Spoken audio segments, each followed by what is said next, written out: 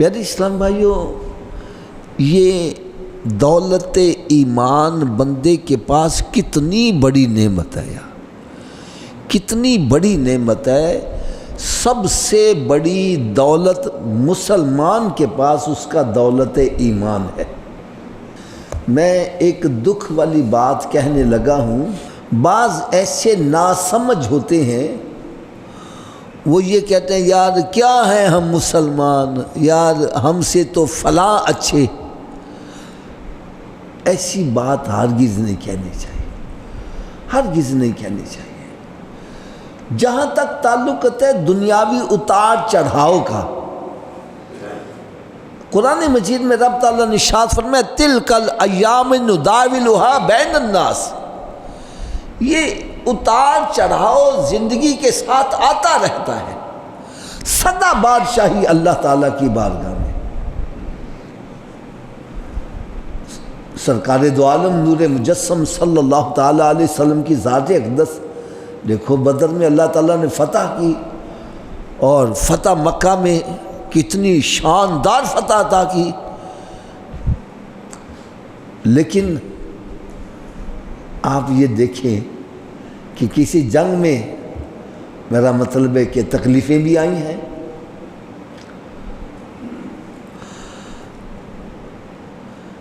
تو یہ اتار چڑھاؤ آتا رہتا ہے۔ یہ دنیاوی اتار چڑھاؤ کو دیکھ کر اپنے ایمان کو متزلزل نہیں کرنا چاہیے۔ اگر اللہ تعالیٰ نے کسی کو عروج عطا کر دیا ہے تو یہ عروج اور زوال آتا رہتا ہے، قوموں کو عروج اور زوال آتا رہتا ہے۔ کوئی قوم ایسی نہیں ہے جس کو سدا ہی عروج ہی ملا ہو، یہ اتار چڑھاؤ آتا رہتا ہے۔ باقی جو ہمارا ایمان ہے اس پہ ہمیں قائم رہنا چاہیے۔ قرآن مجید فرقان حمید میں رب تعالیٰ نے ارشاد فرمایا ان الذین قالوا ربنا اللہ ثم استقاموا تتنزل علیہم الملائکہ، جس نے کہا اللہ میرا رب ہے اور پھر اس پر ثابت قدم ہو گیا ہے، یعنی ایسا ثابت قدم ہو گیا کہ پہاڑ اپنی جگہ ہل جائے لیکن یہ اپنے موقع پہ ڈٹا ہوا ہے، فرمایا ایسا بندہ، اس پر اللہ تعالیٰ ملائکہ کو اتارتا ہے، وہ دنیا میں اس کو جنتی ہونے کی بشارتیں عطا کرتے۔ اگر سچی بات پوچھو تو یہ جو تکلیفیں آتی ہیں نا، تکلیفیں آتی ہیں، یہ انسان کے ایمان کی پختگی کو چیک کرنے کے لیے آتی ہے۔ میں اس کے لیے ایک بڑی آسان سی مثال دیتا ہوں، حضرت بلال حبشی رضی اللہ تعالیٰ عنہ، یہ امیہ بن خلف کے غلام تھے، اور امیہ بن خلف مکے کا بہت بڑا تاجر تھا، بڑا مالدار تھا، لیکن اسلام کا بدترین دشمن تھا۔ اب آپ اندازہ کرو کہ امیہ بن خلف جو مکہ معظمہ کا بڑا امیر تاجر ہو، اور اس کے غلام کو تو لوگ بڑی رسپیکٹ دیتے تھے۔ حضرت بلال حبشی رضی اللہ جہاں سے گزر کے جاتے لوگ کہتے ہو دیکھو امیہ بن خلف کا غلام آ رہا ہے، ادب سے کھڑے ہو جاتے۔ لیکن جب انہوں نے کلمہ شریف پڑھا، وہی بندے جو ادب سے کھڑے ہوتے تھے آج بھی وہ کھڑے ہیں، لیکن ہاتھوں میں پتھر ہے، پتھر برسائے جا رہے ہیں۔ حضرت بلال حبشی رضی اللہ تعالیٰ عنہ کو مکہ معظمہ کی تپتی ہوئی ریت پر لٹایا جا رہا ہے، پاؤں میں رسی ڈال کے گھسیٹا جا رہا ہے، بلکہ یہاں تک کہ کوئلے جلا کے اوپر آپ کو لٹا دیتے ہیں اور ان کے سینے پر وزنی پتھر رکھ دیتے ہیں کہ اگر ان کا جسم جلے تو حرکت بھی نہ کر سکے۔ آپ کے جسم سے چربی پگھل کے کوئلوں کو ٹھنڈا کر دیتی، لیکن اس ظالم کے انتقام کی آگ نہ ٹھنڈی ہوتی۔ تو کسی نے بلال حبشی رضی اللہ تعالیٰ عنہ سے اتنا کہہ ہی دیا، اے بلال تجھے کلمہ پڑھ کے کیا ملا؟ اچھی بڑی تیری رسپیکٹ تھی، لوگ تیرا کھڑے ہو کے ادب کرتے تھے، اور جب سے تو نے کلمہ پڑھا ہے اب انہی کے ہاتھوں میں پتھر نظر آ رہے ہیں۔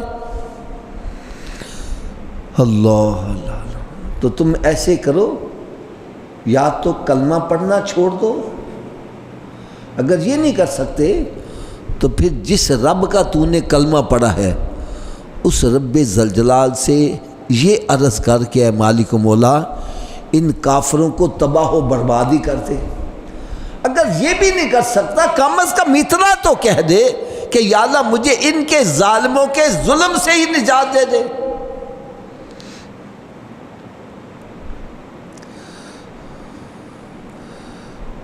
میں دکھ والی ایک بات کہنے لگا ہوں، آج ہم نمازیں شروع کر دیں نا، ذرا بخار آ جائے تو چیخیں نکل جاتی ہیں، یار نمازیں چنگیاں شروع کی تھیں نے، بخار ہی نے جان چھڑ دا۔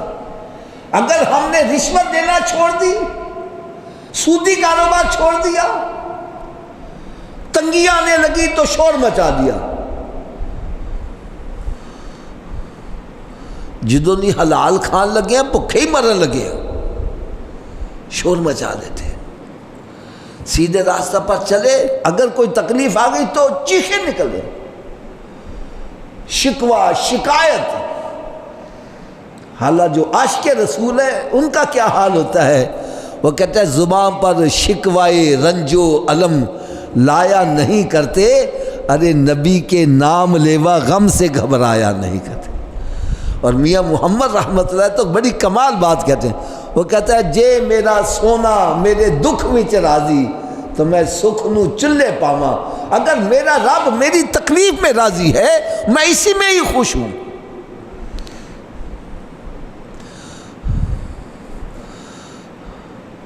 تو حضرت بلال حبشی رضی اللہ تعالیٰ عنہ کوئی ہمارے جیسے تھوڑی تھے، ارے وہ تو وہ تھے جن پر نگاہ مصطفیٰ صلی اللہ علیہ وسلم پر تھی۔ آپ نے ایسا کمال جواب دیا، فرمایا تم مجھے کہتے ہو میں اسلام کو چھوڑ دوں، یا میں اللہ تعالیٰ کی بارگاہ میں عرض کروں ان کافروں کو تباہ و برباد کر دے، یا میں عرض کروں یا اللہ مجھے ان کے ظلم و ستم سے نجات دے دے؟ فرمایا مجھے ایک بات کا جواب دو، تم بازار سے ایک مٹی کا گھڑا خریدنے جاتے ہو اور خریدنے سے پہلے اس کو ٹھوک بجا کے دیکھتے ہو، کہیں تڑکا ہوا تو نہیں ہے، کہیں پلا تو نہیں ہے؟ فرمایا جب تسلی کر لو پھر خریدتے ہو۔ فرمایا تم ایک چند ٹکوں کا گھڑا خریدنے سے پہلے اس کو ٹھوک بجا کے دیتے ہو، میرا رب مجھے دیکھ رہا ہے کہیں بلال کچا تو نہیں ہے۔ جب ٹھوک بجا کے دیکھ لیا ہے کچا نہیں ہے تو پھر خریدا تو کس شان سے خریدا۔ فرمایا بلال تو اشہدو نہیں کہہ سکتا، اسدو کہتا ہے، ہمیں تمہارا یہی پسند ہے، جتنی دیر تو اذان نہیں کہے گا ہم سورج نہیں نکالیں۔ خریدا تو پھر شان سے خریدا۔ میرے آقا صلی اللہ علیہ وسلم نے ارشاد فرمایا بلال معراج شریف کی رات میں نے تیرے قدموں کی آہٹ جنت میں دیکھی، جنت میں تیرے چلنے کی آہٹ سنی ہے، اور خریدا تو شان سے خریدا۔ فرمایا قیامت کا دن ہوگا، سب سے پہلے جنت کا دروازہ میرے لیے کھلے گا، لیکن مجھ سے پہلے بھی جو داخل ہوگا وہ بلال حبشی رضی اللہ تعالیٰ، کہ میرے آقا صلی اللہ علیہ وسلم سواری پر سوار ہوں گے اور نکیل اس کی مہار پکڑی ہوگی سرکار صلی اللہ علیہ وسلم کے بلال حبشی رضی۔ تو یہ تکلیفیں اتار چڑھاؤ آتا رہتا ہے۔ میں یہ یقین جانو حقیقت پر مبنی باتیں کر رہا ہوں۔ بعض ایسے افراد ہیں اگر غیر مسلم ممالک میں جائے اپنا مسلمان ہونا ظاہر کرنا اپنے لیے عیب سمجھتے، نام ہے اللہ بخش، اللہ بخش کہنے کے بجائے اے بی خان لکھ دیں گے، یعنی پتہ چلے پتہ نہیں کون انگریز ہے۔ یار مسلمان کا تو کام یہ ہے اللہ تعالیٰ کی حاکمیت کو منوانا، جہاں بھی ہو پتہ چلے کہ میرے آقا کا غلام موجود ہے۔ علامہ اقبال نے ایسے نہیں کہہ دیا زبان سے کہہ جو دیا لا الہ الا اللہ تو کیا حاصل، ارے دل و نگاہ مسلمان نہیں ہے تو کچھ بھی نہیں ہے۔ زبان سے کلمہ تو کافر بھی پڑھتے ہیں۔ مومن کی شان یہ ہے اس کا کردار ہر لحظہ ہے، مومن کی نئی شان نئی آن، کردار میں گفتار میں اللہ کی برہان ہونا چاہیے۔ مومن سے گفتگو کرو پتہ چلے میں سرکار کے غلام سے گفتگو کروں، مومن بیٹھا ہو پتہ چلے، اس سے ڈیلنگ کرو پتہ چلے سرکار کا غلام ہے۔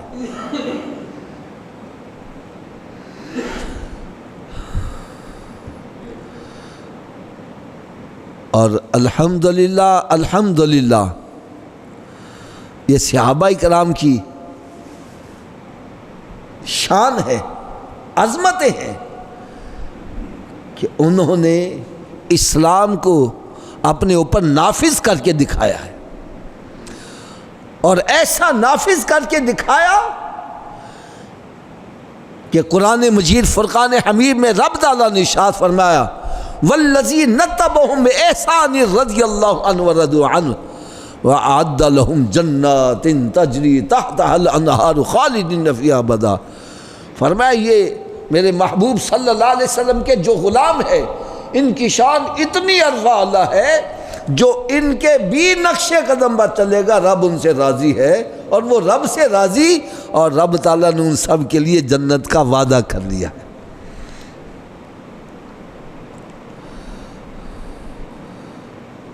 تو انہی صحابہ کرام جن کے بارے میں میرے آقا صلی اللہ علیہ وسلم نے ارشاد فرمایا اصحابک النجوم، میرے صحابہ کرام ستاروں کی مانند ہے، فبأیہم اقتدیتم اہتدیتم، فرمایا تم میں سے جو بھی ان کے پیچھے لگے گا ہدایت یافتہ ہو جائے گا۔ تو انہی ہستیوں کے اندر، انہی چمکتے ہوئے ستاروں میں ایک نام حضرت سیدنا عمر فاروق رضی اللہ تعالیٰ عنہ کا، جنہوں نے اسلامی سلطنت کو اس قدر وسیع کیا، اتنی فتوحات آئیں کہ غیر مسلم یہ کہنے پر مجبور ہو گئے کہ اگر اسلام میں ایک عمر اور ہوتا تو پوری دنیا میں اسلام ہی ہونا تھا۔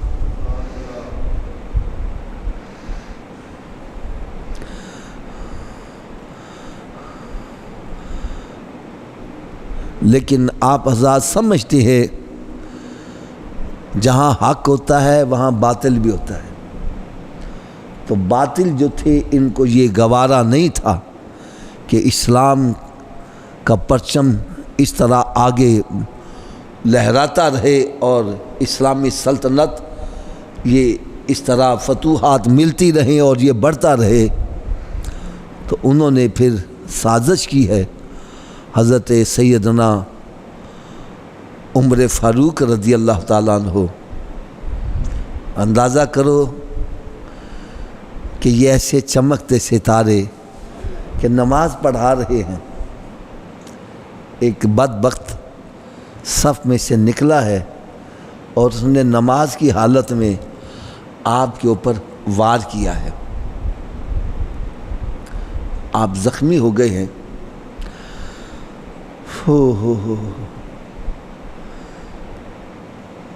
تو پھر پیچھے سے ایک صحابی انہوں نے بڑھ کے نماز کو مکمل کیا ہے، تو آپ پھر زخمی حالت میں آپ کو گھر لے جایا گیا ہے۔ یہ اللہ کے نیک بندے اللہ کی رضا اور خوشنودی پر سر تسلیم خم ہوتا ہے، اللہ کی رضا پہ راضی ہوتے ہیں۔ آپ اندازہ کرو یار آپ کی حکومت کیسی حکومت تھی، آپ زخمی حالت میں ہیں، تو ساتھی جو ہے نا وہ اصرار کرتے ہیں کہ آپ ہمیں اجازت دیں ہم کسی طبیب کو لے کر آ جائیں، طبیب کو لے کر آ جائیں۔ تو آپ نے خیر اجازت دی، ٹھیک ہے جاؤ تم طبیب کو لے کے آ جاؤ۔ تو دو ساتھی جو ہے نا وہ طبیب کو لینے یوں سمجھے کسی دوسرے شہر میں جا رہے تھے، تو راستے میں ایک نے دیکھا کہ کوئی جانور ہے جو کسی دوسرے کی جگہ پہ پیلی میں منہ مار رہا ہے۔ وہ فرمانے لگے چلو یار واپس چلتے ہیں۔ کہنے لگا بھائی ہم جس کام آئے ہیں وہ کام تو کر کے جائیں۔ فرمانے لگے مجھے لگتا ہے کہ سیدنا عمر فاروق رضی اللہ تعالیٰ عنہ پردہ فرما گئے۔ کہنے لگا تمہیں کیسے پتہ چلا؟ کہنے لگے جتنی دیر وہ زندہ تھے کسی جانور کو جرأت نہیں تھی کہ وہ کسی کی پیلی میں جا کے منہ مارے۔ یہ دیکھو کسی کا جانور ہے دوسرے کی پیلی میں منہ مار رہا ہے، اب نظر آ رہا ہے کہ عمر فاروق رضی اللہ تعالیٰ عنہ پردہ فرما چکے۔ اور واپس آ کر پتہ کیا تو دیکھا واقعی آپ پردہ فرما چکے۔ یہ وہ ہستیاں ہوتی ہیں کہ جن کے جانور بھی ادب و احترام کرتے ہیں۔ حضرت بشر حافی رحمۃ اللہ تعالی علیہ آپ کے بارے میں آتا ہے کہ آپ نے جب توبہ کی تھی تو آپ کے پاؤں میں جوتا نہیں تھا، پھر ساری زندگی پاؤں میں جوتا نہیں پہنا۔ کسی نے کہا حضرت صاحب جوتا پہن لیں، آپ نے فرمایا جب میں نے توبہ کی تھی تو میرا پاؤں ننگا تھا، آج اگر میں پاؤں میں جوتا پہنوں گا ظاہر کو تبدیل کروں گا تو پھر باطن کو بھی بدلنا پڑے گا، میں نے ظاہر کو بھی نہیں بدلنا اپنے باطن کو بھی نہیں بدلنا، اسی توبہ کی حالت میں رہے۔ آپ ننگے پاؤں چلا کرتے تھے، اس لیے حافی ان کو کہتے ہیں، حافی کہتے ہیں ننگے پاؤں چلنے۔ بشر حافی رحمۃ اللہ تعالی علیہ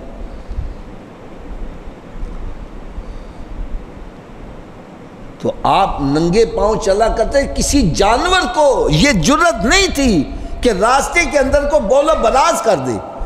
ایک دن کسی نے دیکھ لیا کسی جانور نے راستے میں بولا براز کیا ہوا ہے، کہنے لگے لگتا ہے بشر حافی رحمۃ اللہ تعالی علیہ انتقال کر گئے۔ انہوں نے کہا تمہیں کیسے بنا؟ کہنے کبھی کسی جانور کو جرأت نہیں تھی راستے میں کوئی استنجا پانی کھا جاتا، آج یہ دیکھو بولو براز پڑا ہے، لگتا ہے کہ ان کا انتقال ہو گیا۔ پتہ کیا تو واقعی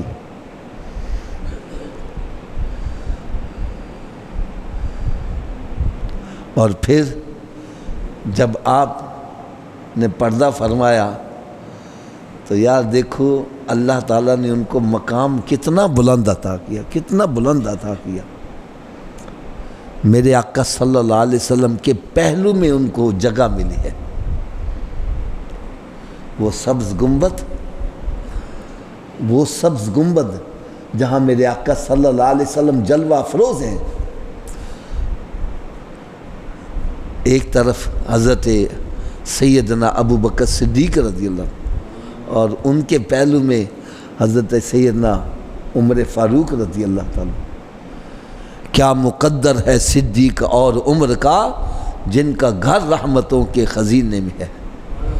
میں آخر میں ایک چھوٹی سی مثال عرض کروں گا، اللہ کرے یہ میری بات کسی کے دل پر چوٹ کر جائے۔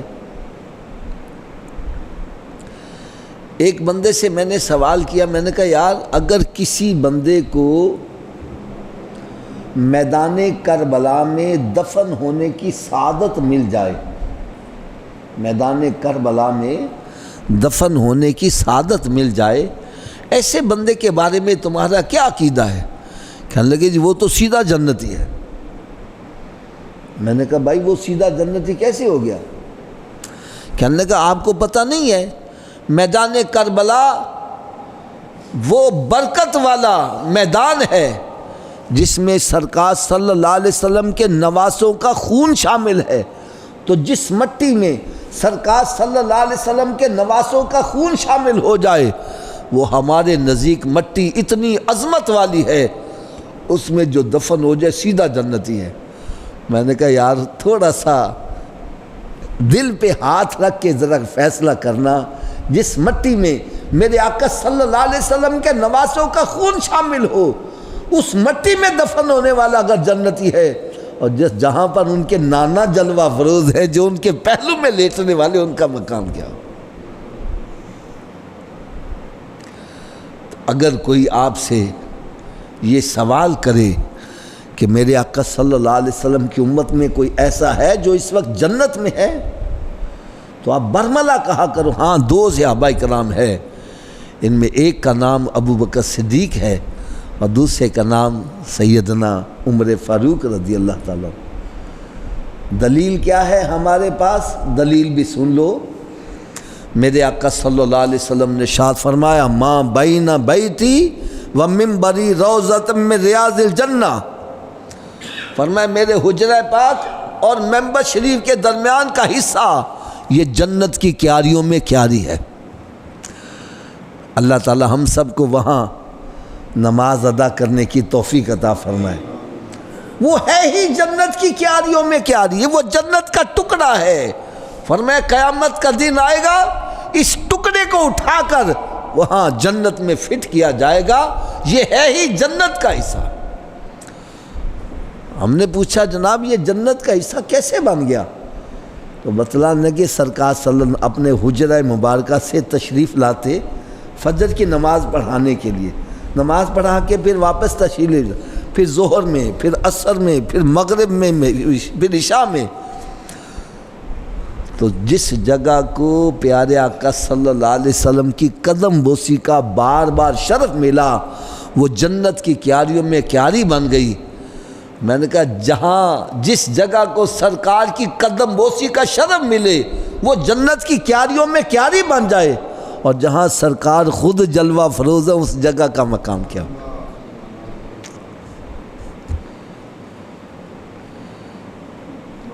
تو اللہ تبارک و تعالیٰ نے یہ شرف عطا کیا ہے، اور یہ شرف حضرت صاحب بندہ اپنی طاقت سے نہیں حاصل کر سکتا۔